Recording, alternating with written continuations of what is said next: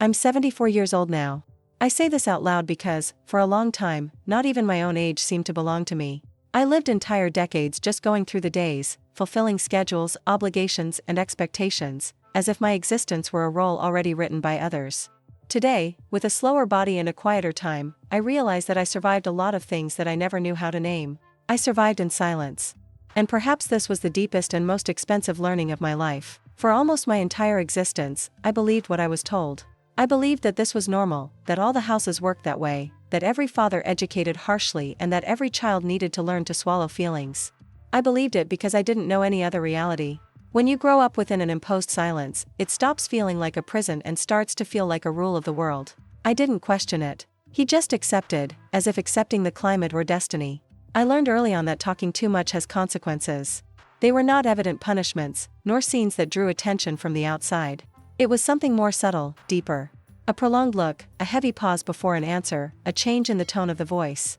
Small signs that said it all without having to raise their hand. My body learned before my mind. My chest tightened, my throat closed, and I understood that it was best to be quiet. While other children seemed to occupy space without fear, I grew up trying to shrink. To reduce my gestures, my questions, my desires.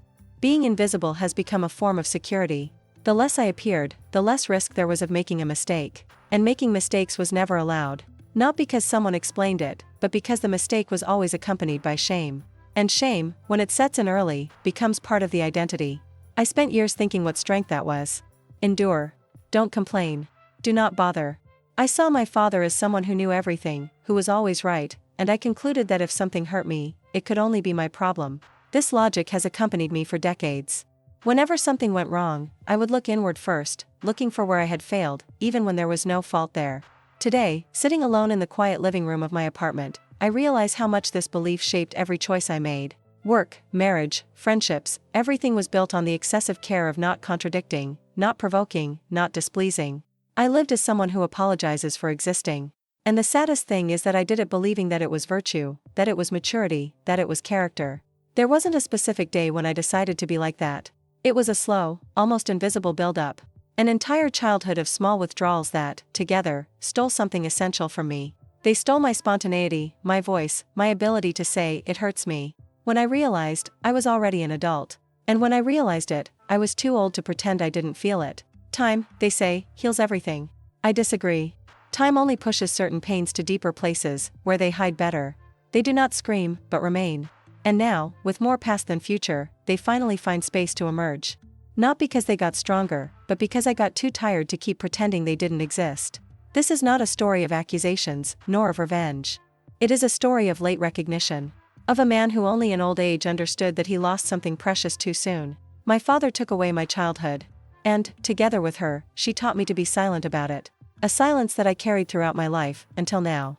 The fact that you chose to stay here and hear this story so far says a lot about you. What comes next is not just something I experienced, but a truth that many people carry in silence their entire lives.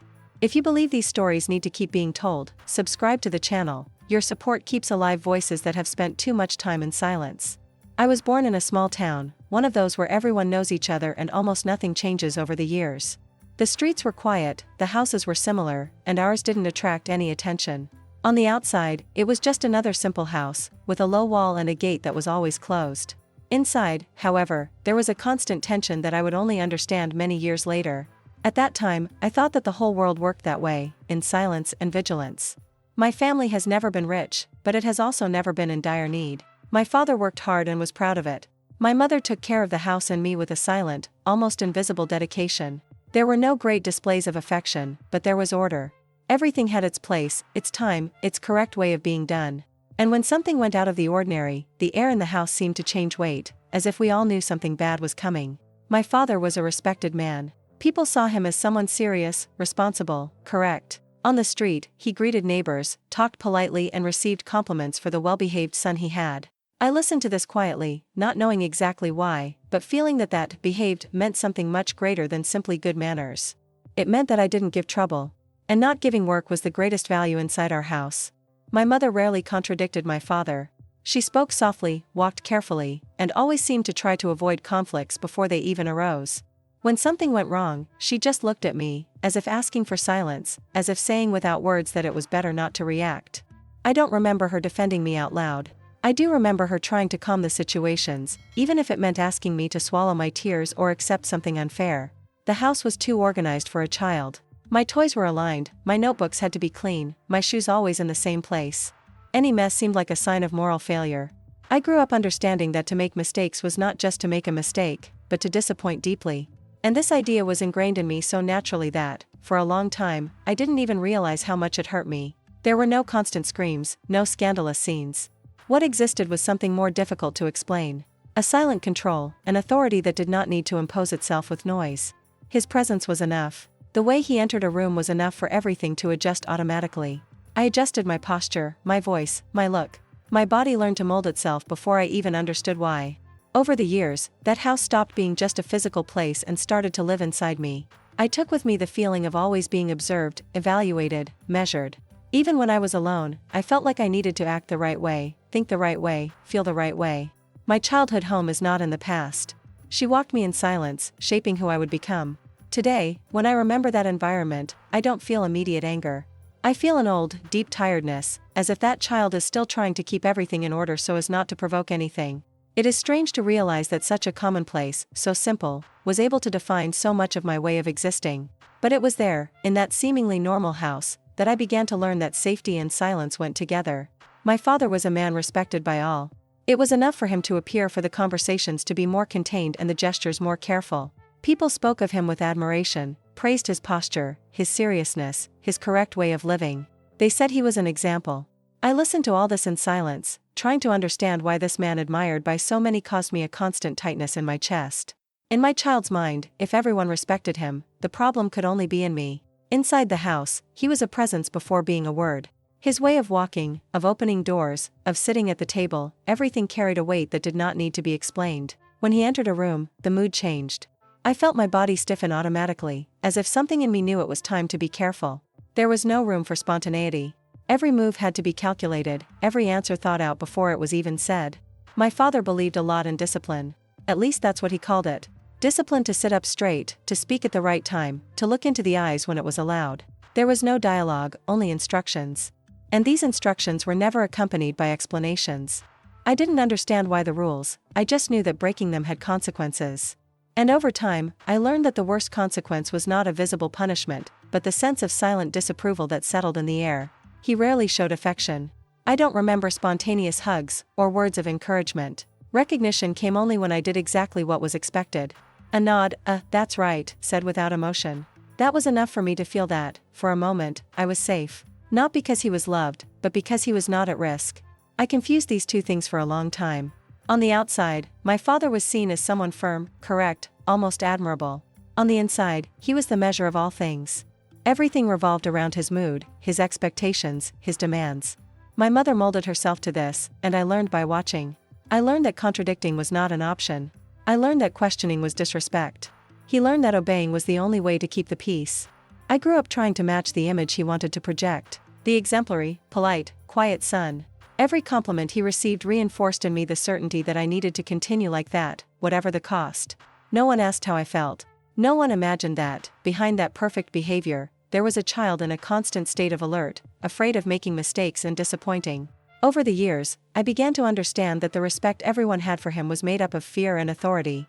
But at that time, I had no words for it. I just felt it. I felt that I needed to be smaller, more contained, more controlled than any other child. My father never had to teach me this directly. I learned by observing, absorbing, surviving. Today, when I remember him, I cannot completely separate the admired man from the father who silenced me. The two images coexist inside me, creating a confusion that took decades to begin to unravel. The respect he inspired in others was the same that taught me, too soon, to be afraid. And this fear, for a long time, guided my whole life. I can't remember an exact moment when I learned to obey. There was no conversation, no clear explanation. It was something that happened gradually, like someone who learns a language without realizing it. A corrected gesture here, a disapproving look there, and soon I knew what I could or could not do. Before I even understood the reason for the rules, I was already following them precisely. Obeying was not a choice. It was a condition for existing in peace. The rules were never fully stated. They hovered in the air, invisible but very present. I had to guess. Guessing my father's mood, the right time to speak, the appropriate tone of voice. To make a mistake in this reading was costly. Not in evident punishments, but in tension, in heavy silence, in a sense of failure that spread inside. Gradually, I understood that anticipating was better than reacting. While other children asked questions, I learned to avoid them. Asking was dangerous, because it could sound like a challenge. I watched a lot. I watched how my father sat, how he held the cutlery, how he responded when something didn't please him. He tried to imitate the behavior that seemed safest. Childhood, for me, was not a time of discovery, but of constant adaptation. There was an invisible surveillance that never turned off. Even when my father wasn't home, I felt like I was. I thought twice before laughing out loud, before running, before showing any excess. Excess has always been seen as a failure. I learned to contain the body, the emotion, and even the thoughts. I grew up believing that feeling too much was a defect that needed to be corrected. Over time, I began to confuse obedience with personal worth. The more obedient I was, the more acceptable I felt. There were no warm compliments, but there was an absence of tension. And that was enough. The momentary tranquility became a reward. I did everything to keep her, even if it meant giving up what I wanted, what I felt, or what I needed to say. I was never taught to trust myself. On the contrary, I was trained to doubt. If I thought something different, I concluded that I was wrong. If I felt discomfort, I thought it was an exaggeration. This inner distrust became a constant voice, always correcting me, always pulling me back into the place of submission. Obeying is no longer an external act and has become an internal habit. When I look back, I realize that I lost something important in this process. I lost the ability to hear myself. I lost the spontaneity that every child should have. In return, I gained a quiet ability to mold myself to the environment, to disappear when necessary. At the time, this looked like survival. Today, I know that it was the beginning of a long resignation. I learned to obey before I even understood what was being demanded of me. And that early learning shaped not only my behavior, but my entire identity. I spent my whole life trying to be correct, adequate, acceptable. It was only very late that I began to wonder if, on this path, I had not stopped being who I really was. I don't remember how old I was that day, but I do remember clearly how my body reacted. It was not a grandiose episode, nor something that drew attention from outside. It was simple, almost ordinary. I said something out of time. An innocent phrase, perhaps a question. Something that, in another house, would have meant nothing. But there, in that environment, it was enough to change everything. My father looked at me for a while that seemed too long. He did not raise his voice. He didn't have to.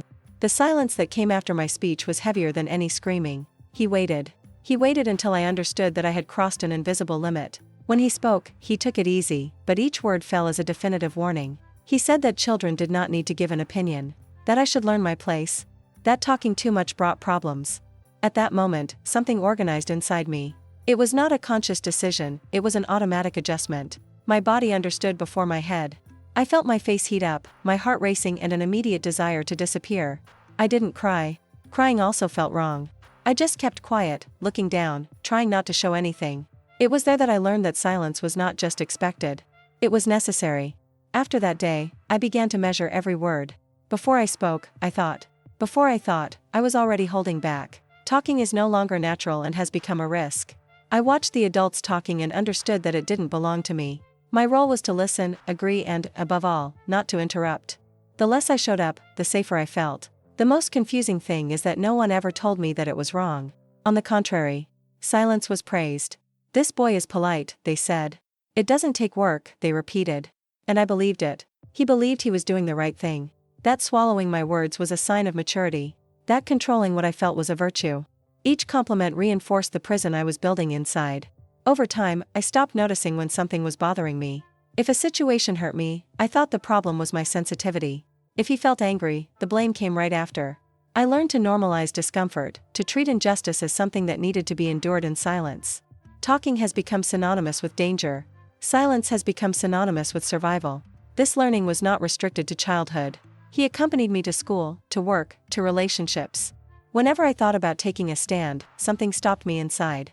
An old voice said that it was better not to move, not to provoke, not to complicate. And I obeyed, without even realizing it. The child who learned to be silent continued to make decisions in the place of the adult. Today, looking back, I understand that that day marked an invisible frontier. Before him, I still risked existing. After him, I started hiding. Not because someone forced me all the time, but because I learned that silence kept me safe. That's how talking became dangerous. And that's how I spent my whole life believing that being silent was the only way to continue.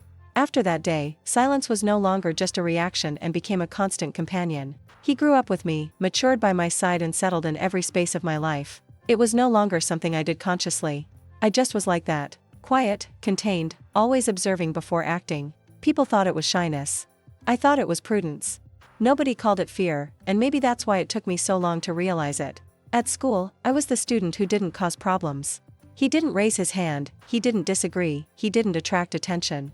Even when he knew the answer, he preferred to remain silent. There was a strange relief in not being seen. While others made mistakes out loud, I made mistakes inside, in silence, where no one could judge. The teachers praised my behavior, and I learned, once again, that disappearing was rewarded.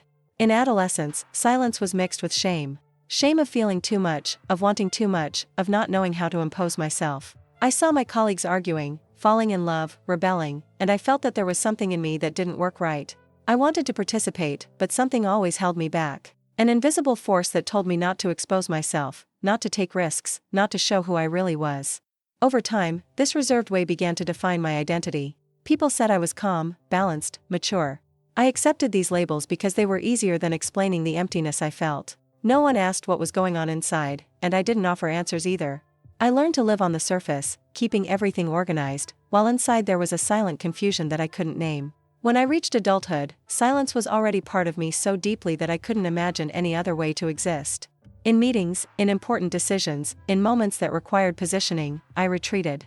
He let others choose, others decide, others speak. I told myself that it was better this way, that avoiding conflicts was a sign of intelligence.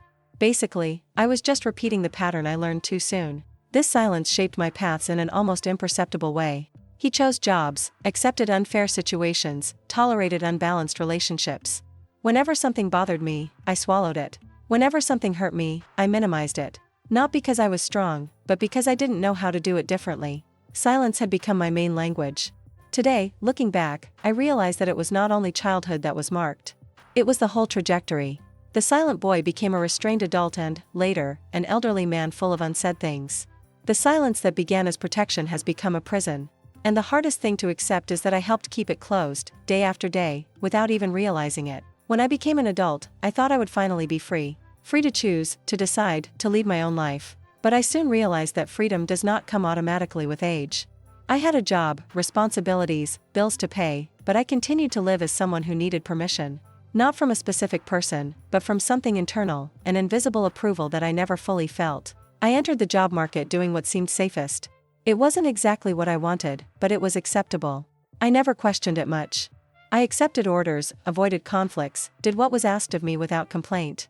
They told me I was reliable, easygoing, someone who didn't create problems.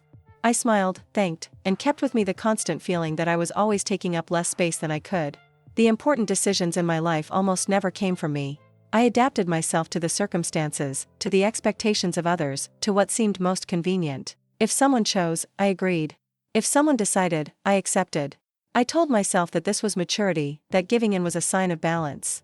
Deep down, it was just fear of making mistakes, fear of contradicting, fear of losing the little emotional stability I had built. In many moments, I felt that I was just following a script. I woke up, worked, fulfilled obligations and returned home with a strange feeling of emptiness. It wasn't explicit sadness, but it wasn't satisfaction either. It was as if something was always missing, but I didn't know exactly what. And, because I didn't know how to name it, I ignored it. Ignoring had been my oldest training. The people around me seemed more sure of themselves. They defended opinions, made risky choices, changed course.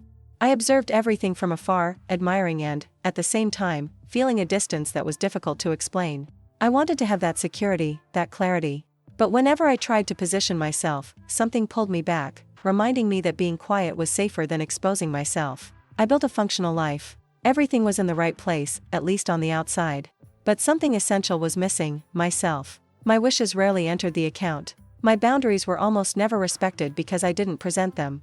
It was as if I was always living the edited version of me, the one that doesn't bother, doesn't demand, doesn't complain. Today, looking back on this phase of my life, I realize how much silence influenced every step. I was not forcibly pushed down that path. I walked alone, guided by an old fear that learned to disguise itself as prudence. The life I built was solid, correct, admirable for some. But it was a life without a voice. And living without a voice takes a heavy toll, even if it takes decades to be noticed. I got married believing I was doing the right thing. It wasn't a marriage built on grand declarations or intense passions, but on stability. I thought that was enough. I chose someone quiet, practical, someone who didn't demand much from me emotionally. At the time, this seemed safe to me. Today, I understand that it was also fear. Fear of not knowing how to love properly, fear of not knowing how to explain myself, fear of being seen in full. At first, everything seemed to work. We fulfilled the expected roles, shared the routine, organized our lives. On the outside, it was a correct relationship. Inside, there was a familiar, almost comfortable silence. I avoided difficult conversations, avoided conflicts, avoided saying when something bothered me. Not because I didn't care, but because I didn't know how to speak without feeling like I was doing something wrong. Over the years, the distance has become routine. There were no constant fights, no big arguments. There was absence. Absence of deep exchanges, vulnerability, true intimacy. I was present physically, but emotionally always one step behind. When my wife asked what I felt, I answered with short, generic sentences. Not even I knew exactly what I felt. How do I explain something that I never learned to recognize? Many times, I noticed her effort to get closer. Attempts at conversation, sincere questions, gestures of affection. And I, even though I wanted to respond, closed myself off. Something in me believed that showing too much was dangerous, that making room for feelings could generate expectations that I couldn't sustain. So I withdrew, not realizing how much it hurt those who were next to me. Over time, the silence between us ceased to be mine alone. It spread. It has become a shared habit, an implicit agreement not to touch certain subjects. We lived well, they said. And maybe we really did, within what was possible for me. But there was a discreet loneliness there, a constant feeling of being accompanied and yet alone. I carried guilt for this, although I never spoke. Guilt for not being able to be more open, more present, more whole. Guilt for repeating, unintentionally, the same emotional distance I learned in childhood. It was not a lack of love. It was a lack of language. I didn't know how to cross the space between feeling and saying. And, without realizing it, I let the space grow too much. Today, looking back, I understand that marriage reflected exactly who I was at that moment, someone functional, responsible, but emotionally absent. Not by conscious choice, but by ancient survival. The silence that protected me as a child also prevented me from building true closeness as an adult. And this is one of the hardest weights to carry when you get older, realizing how many connections have been half done. When my children were born, I made a silent promise to myself, I would not be like my father. I didn't want to repeat the same fear, the same control, the same imposed silence. I wanted to be different, more present, kinder. But no one taught me how to do it for real.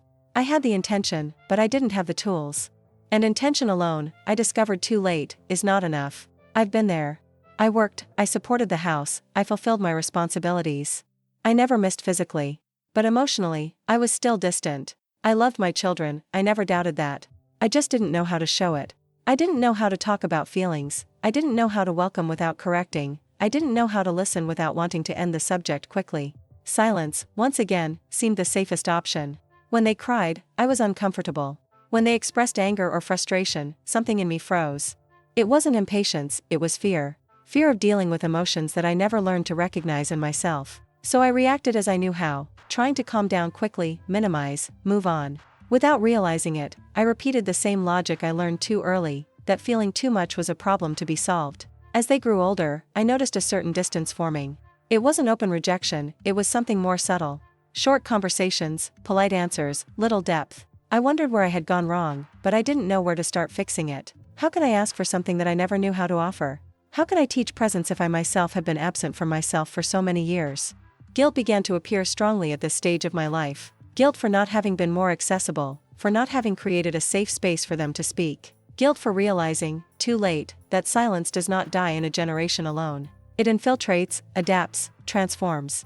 Even though I tried to be different, I took with me deep marks that influenced the way I related to those who mattered most. There were times when I tried to get closer. Small attempts at conversation, timid gestures of interest.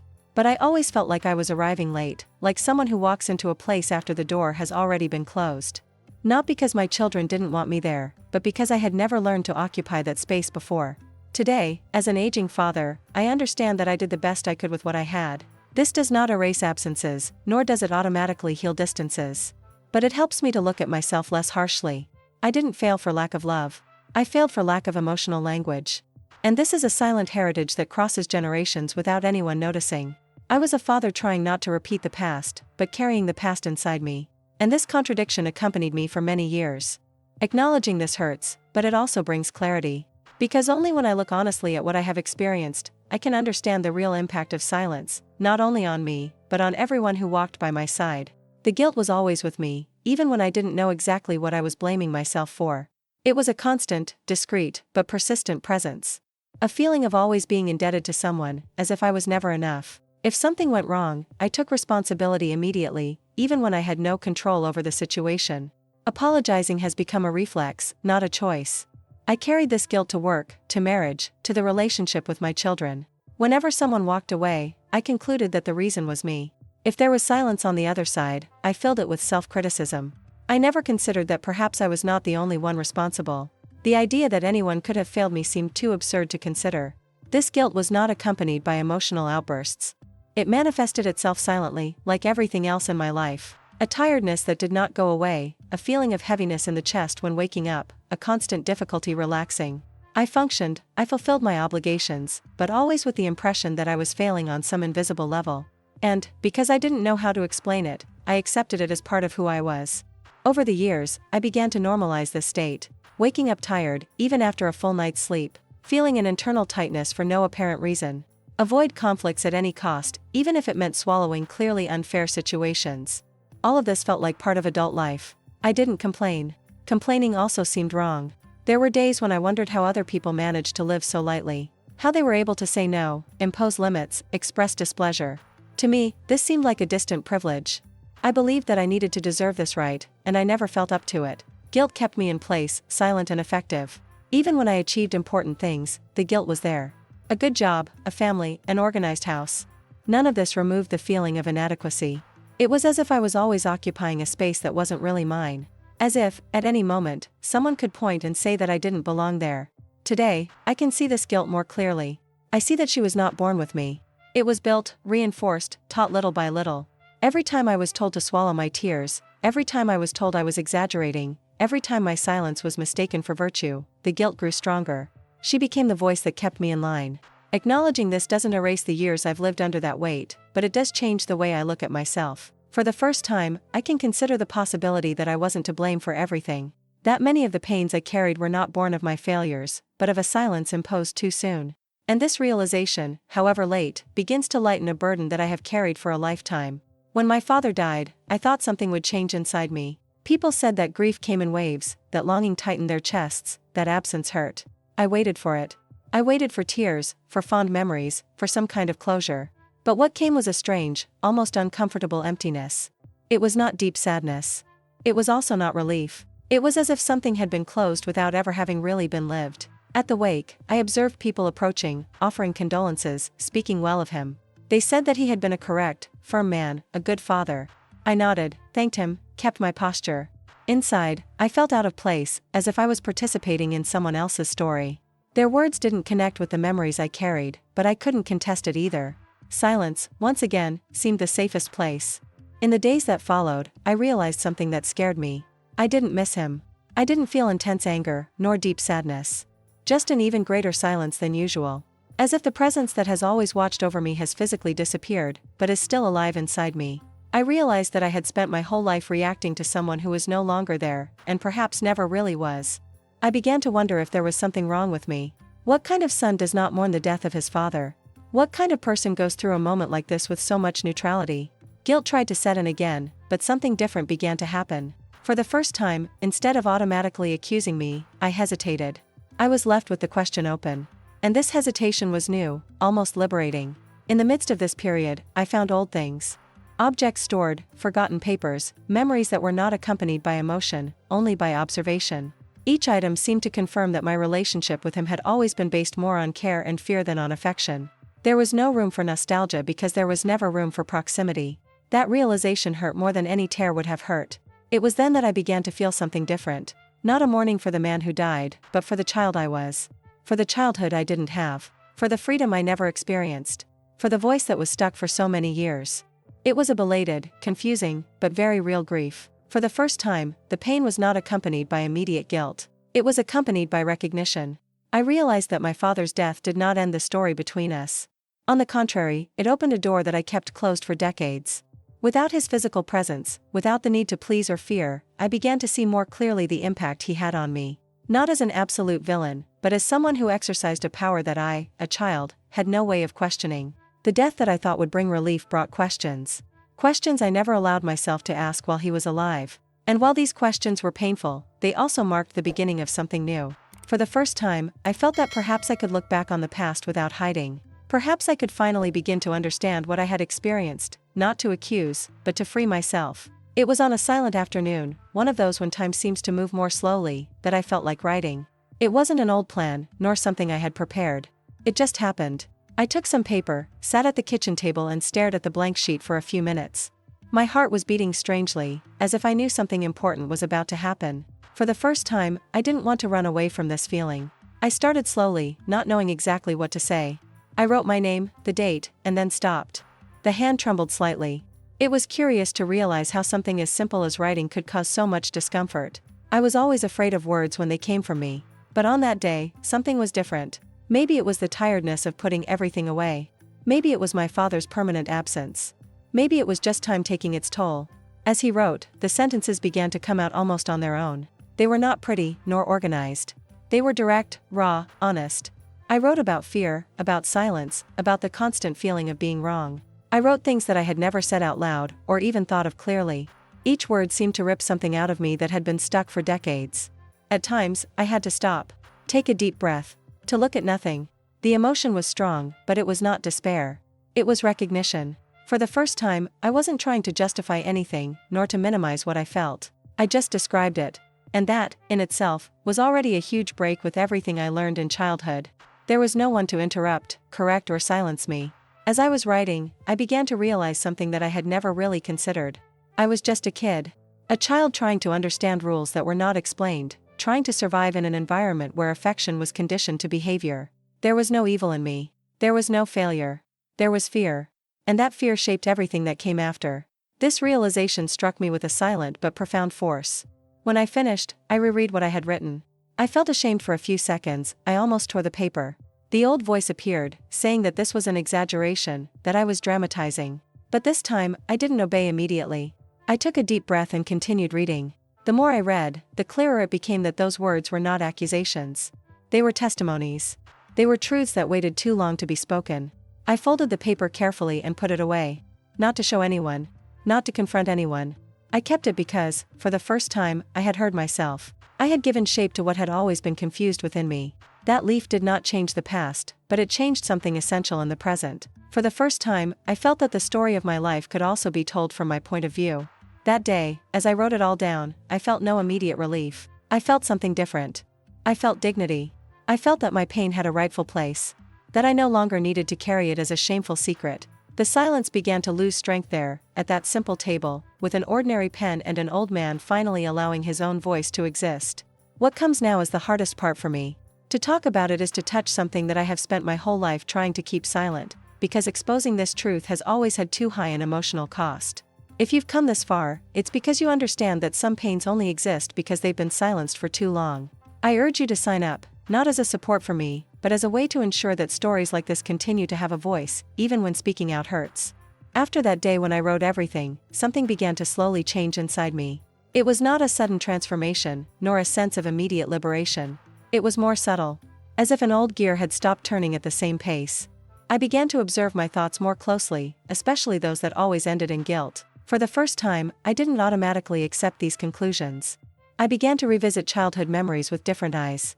Situations that I once saw as my failures have gained a new meaning. I wasn't difficult. I wasn't exaggerated. I wasn't too sensitive.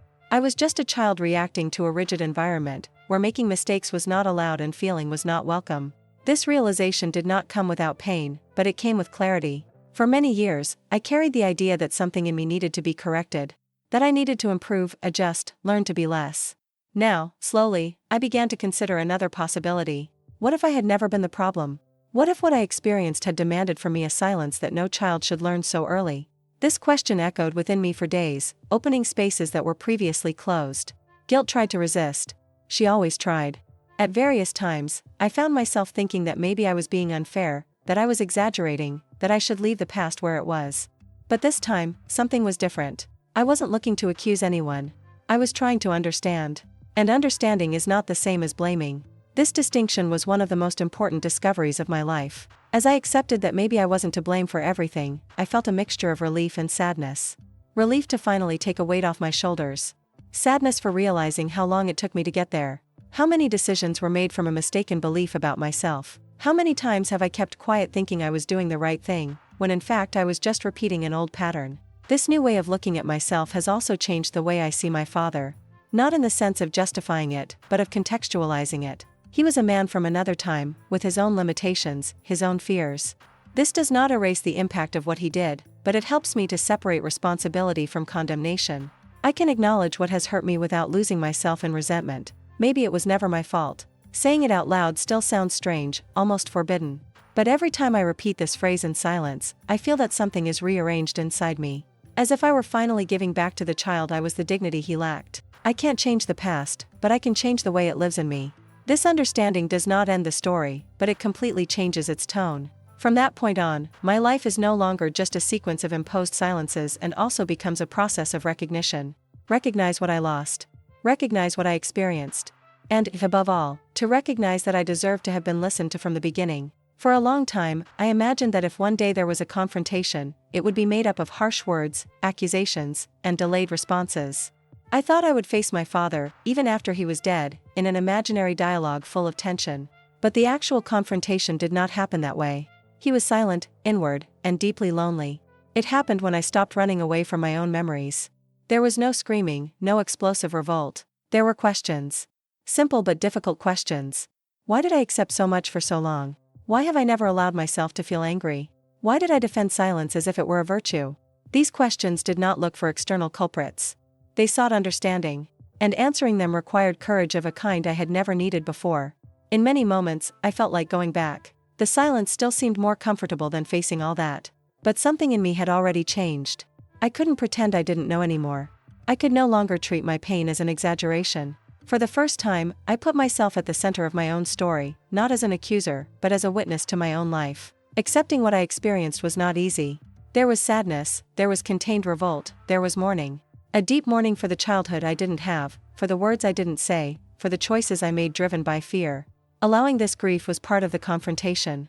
A confrontation with no visible enemy, but full of recognized losses. And recognizing losses is also a way of coping. In this process, I realized that I no longer needed to justify my father or justify myself to him. What happened existed, regardless of the explanations. I didn't need to turn my pain into an accusation to validate it. It was enough to accept it as legitimate. This realization brought a strange, almost unexpected calm. A calm that did not come from oblivion, but from acceptance. The confrontation also showed me something important. I was no longer that child. I no longer needed to protect myself in the same way. The man I am today can welcome the boy I was. You can listen to him, respect him, and validate what he felt. This change of position was essential. For the first time, I felt that I was no longer alone inside me. None of this erased the past. The marks are still there. But the power they had began to wane. When I looked at my story without fleeing, I realized that silence lost some of its strength. He no longer commanded all my reactions. I no longer defined who I was completely. The confrontation did happen. Not with my father, but with everything I learned to keep quiet. As I went through this process, I understood that facing is not shouting louder. To face, sometimes, is simply not to deny. Do not deny the pain, do not deny the loss, do not deny yourself. This was the most difficult confrontation of my life, and, at the same time, the most necessary. Because only after it did I begin to feel that there was room for something new to exist. Today, silence still exists in my life, but he is no longer the same. It is not that heavy, imposed silence, full of fear and vigilance. It is a different, lighter silence, which is born of choice and not of obligation. For the first time, I feel like I can be quiet without canceling myself out. I can speak whenever I want, and I can also be silent when I prefer. This difference changed everything. I didn't become an expansive person overnight. I'm still someone reserved, careful with my words. But now I know that this is part of who I am, not who I was forced to be. When something hurts me, I recognize it. When something bothers me, I don't automatically rule it out. I learned, even late, that my emotions are not a mistake that needs to be corrected. Sometimes I think about how many versions of myself might have existed if I had learned this earlier. How many conversations could have been different? How many bonds could have been deeper? These questions still hurt, but they no longer paralyze me. Today, I can feel sadness without turning it into guilt. I can look back without punishing myself for not having known how to do it differently. If there is something I have learned from all this, it is that time does not erase what has not been recognized. it just pushes. And what is pushed for decades ends up taking its place in some way. In my case, it demanded silence, isolation, and guilt. But it also offered me, at the end of my life, the chance to understand. And understanding, even late, is still a gift. I don't write this story to accuse anyone. I write to give a name to what I experienced. To say, especially to those who listen, that not all pain is visible. That not all control leaves apparent marks. And that growing up in silence may seem normal, but it takes a heavy toll over the years. A price that many only realize when they have lived almost everything. If you who listen to me today also learned too early to be silent, I want you to know something important. Silence may have protected you one day. But it doesn't have to be your forever home. It's never too late to listen to yourself. It's never too late to recognize that what hurt, really hurt. Some truths wait a lifetime to be told. But even late, they still matter. If something in this story resonated with you, consider sharing this video. What has been told here is not just an individual experience, but a reflection of patterns of silence and control that cut across families and generations. By sharing, you're not sharing a video, you're helping that message reach someone who still needs permission to listen to themselves. I'll stay here reading every comment. Tell me, from which city or country are you watching this, and what about this story stayed with you? Reading your words matters more to me than you think.